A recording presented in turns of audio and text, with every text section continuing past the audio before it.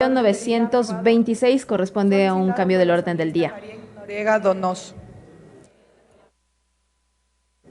que se refiere al proyecto de resolución para exigir al Gobierno Nacional dar cumplimiento a la ley y a la Constitución referente a la ratificación de los tratados internacionales. Corresponderá entonces escuchar a quien presentó este cambio del orden del día y que tuvo el respaldo del Pleno de la Asamblea Nacional cuando se instaló la sesión 926 y que fue incorporado dentro del orden del día. Decíamos, este es el último punto a tratar dentro de esta sesión. El asambleísta Jairén Noriega Donoso. Vamos a escuchar entonces la intervención de la parlamentaria, quien decíamos fue la proponente de este proyecto de resolución. Qué bueno que el día de hoy estemos tratando este punto tan importante para el país, para el presente y futuro de lo que será la política económica de nuestro país. Se ha hablado mucho de que los temas económicos tengan que tratarse de forma técnica y no política, y en ese sentido, y tratándose de un tema tan relevante como un acuerdo con el Fondo Monetario Internacional, no podría estar más de acuerdo en aquello. Por eso quisiera iniciar citando algunos artículos de lo que menciona la Convención de Viena de la cual nosotros como país somos parte, respecto de lo que tiene que ver con los tratados internacionales. El artículo número 1, A y B de la Convención de Viena sobre el derecho de los tratados entre Estados y organizaciones internacionales o entre organizaciones internacionales de 1986, enuncia que la presente convención se aplica, literal a los tratados entre uno o varios estados y una o varias organizaciones internacionales.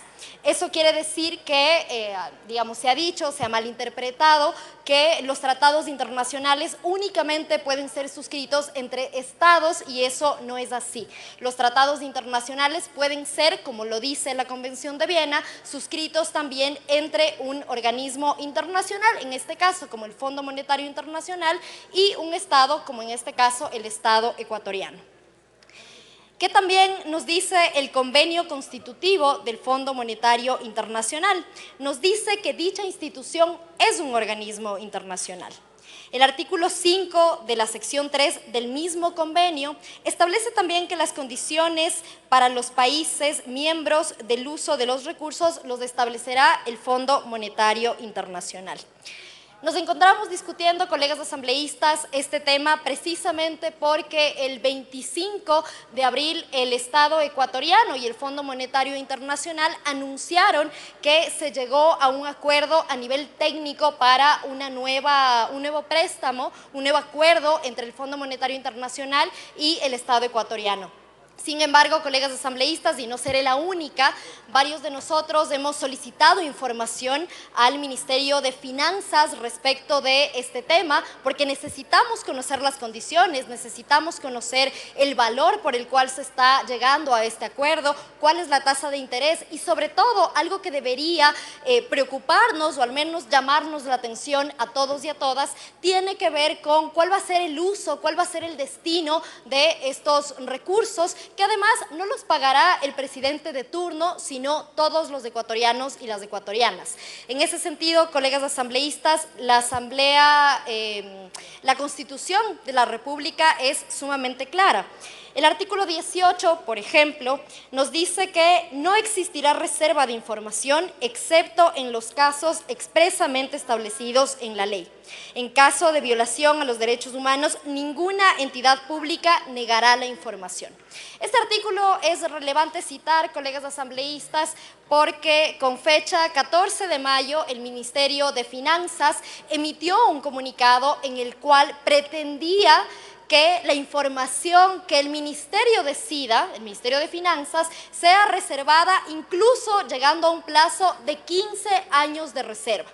Este acuerdo número 022, colegas asambleístas, decirles que no tendría ninguna validez porque por encima de ningún acuerdo podría estar, digamos más bien, la Constitución está por encima de cualquier acuerdo ministerial y en ese sentido es importante y es relevante que los temas de política económica se conozcan en la Asamblea Nacional.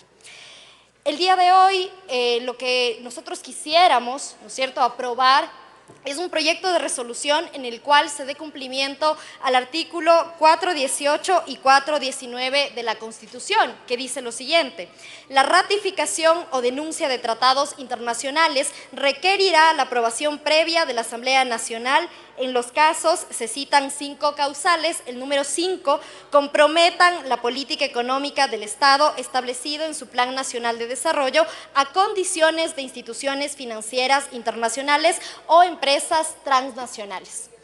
Colegas asambleístas, insisto, creo que este no debería ser un debate de izquierdas o de derechas, este no debería ser un debate alrededor ni siquiera de si estamos de acuerdo o no con adquirir un nuevo acuerdo con el Fondo Monetario Internacional, sino este primer debate es respecto de la transparencia que esta Asamblea Nacional le exige al gobierno del presidente Daniel Noboa respecto de una decisión tan importante. Yo quisiera solamente para terminar, colegas asambleístas, leerles algunas de las condiciones que estableció el Fondo Monetario Internacional, algunos compromisos que el Ecuador adquirió en el año 2019, para que ustedes dimensionen la naturaleza de este tipo de acuerdos y además las implicaciones que podría tener para la democracia de nuestro país si es que este acuerdo no se conoce a detalle. En el año 2019 el gobierno se comprometía a lo siguiente. Esto dice la carta de intención que envió el Estado ecuatoriano el 1 de marzo del año 2019. El gobierno de ese entonces se comprometía a un cuidadoso reajuste de la masa salarial. ¿Qué quiere decir eso? Recorte de personal. Con decisiones prudentes en la renovación de contratos ocasionales. También, dice el gobierno de ese entonces, tenemos un plan para renovar únicamente 1 de cada 2 contratos que expiren en el sector público y además armonizar los sueldos de los empleados del sector público con los del sector privado. ¿Qué nos están diciendo esto? En otras palabras, recorte de personal en sectores tan importantes como salud y educación y además reducción de salarios. Nos hablan también en ese momento de la optimización de los subsidios a los combustibles. Nos hablan también de actualizar las tarifas por servicios al ciudadano de entidades públicas, nos hablan de monetización de activos y nos hablan también sobre una política que ya fue implementada por el gobierno del señor Daniel Noboa, que dice lo siguiente: una reforma tributaria, ampliar la base impositiva y rebalancear el sistema impositivo hacia una mayor tributación indirecta antes que directa. Eso quiere decir básicamente subir los impuestos, pero subir los impuestos que no son progresivos, sino que son regresivos y que afectan a todos y todas. Este tipo de decisiones, colegas asambleístas, que afectan la vida cotidiana de la gente, la eliminación de subsidios, el aumento de tarifas, los recortes a sectores tan importantes como salud y educación, no son temas menores y esos temas deberían tratarse con la mayor responsabilidad, discutirse en la Asamblea Nacional y a través de la Asamblea Nacional transparentar para que los ciudadanos y las ciudadanas sepan cuáles son las condiciones de este nuevo acuerdo con el Fondo Monetario Internacional. Señor presidente, he ingresado una moción mediante Secretaría General que estará también abierta a los comentarios de los colegas acá presentes. Muchas gracias. Fue la intervención. Gracias, señorita secretaria.